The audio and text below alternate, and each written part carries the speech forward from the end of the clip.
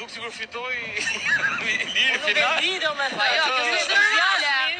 Kjo që ka, po kjo është me hile. Kupton ti çfarë bën ky bën tifozëri si me pat bë gol. Po fali, po sot e lëshova vetë. E lëshoj bana, por kjo nuk është as pak e drejtë për të gjithë ata që janë aty, sepse tifozëria që kanë opinionistët duhet ta mbajnë për veten e tyre. Janë aty për të dhënë një opinion të drejtë rreth ose një gjykim, le të themi, sipas mënyrës apo perceptimit këndvështrimit të tyre për sa i përket ndodhive që ndodhin aty, por jo të bëjnë tifo për ndonjën nga ata aty sepse ajo ndikon shumë publik.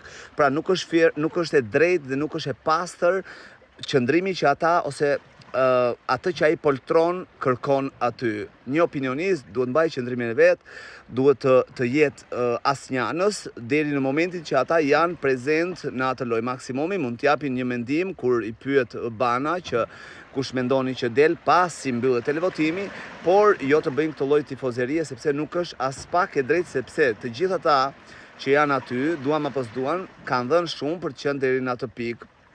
Kështu që tifozëria dhe entuziasmi që pati Ermali mbrëm, për mendimin tim, është i pavënd dhe i pamatur. Mezi mbaroi Big Brother VIP 5, se kishim për shembull Monikën që ishte pa parë, biles ishte ashiqare për kundrejt për një konkurrenti në Big Brother VIP Albania 5.